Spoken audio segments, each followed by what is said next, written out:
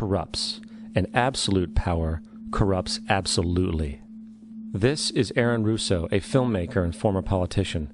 To his left is Nicholas Rockefeller of the infamous Rockefeller banking and business dynasty. After maintaining a close friendship with Nicholas Rockefeller, Aaron eventually ended the relationship, appalled by what he had learned about the Rockefellers and their ambitions. I got a call one day from an attorney woman I knew, and she said, "Would you like to meet one of the Rockefellers?" I said, "Sure, I'd love to." And we became friends, and he began to divulge a lot of things to me.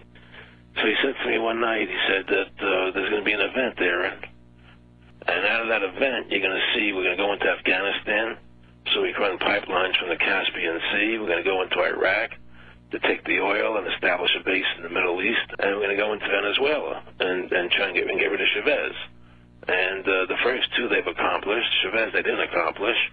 And he said you're going to see guys going into caves looking for looking for people that they're never going to find. You know, he was laughing about the fact that you have this war on terror. There's no real enemy. He's talking about how by having this war on terror, you can never win it because it's an eternal war. And so you can always keep taking people's liberties away. And I said, how are you going to convince people that this war is real? He said, but the media can convince everybody it's real. I mean, you know, it's just that you keep talking about things. You keep saying it over and over and over again, and eventually people believe it. You know, you created the Federal Reserve in 1913 through lies.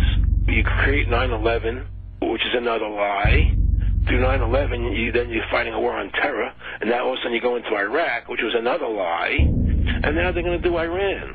You know, and it's all one thing leading to another, leading to another, leading to another. Now, I would say to them, what are you doing this for? What's the point of this thing? You have all the money in the world you ever want.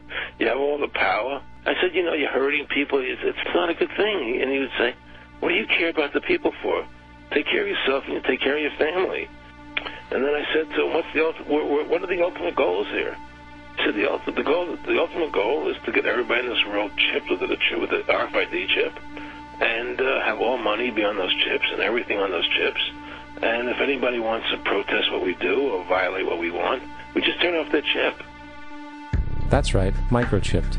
In 2005, Congress, under the pretense of immigration control and the so-called war on terrorism, passed the Real ID Act, under which it is projected by May 2008, you will be required to carry around a federal identification card, which includes on it a scannable barcode with your personal information.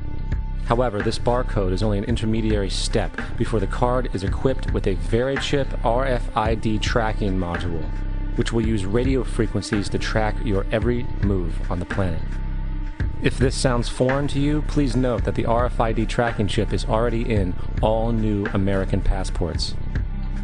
And the final step is the implanted chip, which many people have already been manipulated into accepting under different pretenses. We have a Florida family who are really pioneers in a brave new world. They have volunteered to be the first ever to have microchip identification devices implanted into their body. After 9/11, I was really concerned with the security of my family. I wouldn't mind having something planted permanently in my arm that would identify me. In the end, everybody will be locked into a monitored control grid where every single action you perform is documented. And if you get out of line, they can just turn off your chip, for at that point in time, every single aspect of society will revolve around interactions with the chips. This is the picture that is painted for the future if you open your eyes to see it. A centralized one-world economy where everyone's moves and everyone's transactions are tracked and monitored, all rights removed. The most incredible aspect of all. These totalitarian elements will not be forced upon the people. The people will demand them. For the social manipulation of society through the generation of fear and division has completely detached humans from their sense of power and reality. A process which has been going on for centuries, if not millennia. Religion, patriotism, race, wealth, class, and every other form of arbitrary, separatist identification and thus conceit has served to create a controlled population, utterly malleable in the hands of the few. Divide and conquer is the motto, and as long as people continue to see themselves as separate from everything else, they lend themselves to being completely enslaved. The men behind the curtain know this, and they also know that if people ever realize the truth of their relationship to nature and the truth of their personal power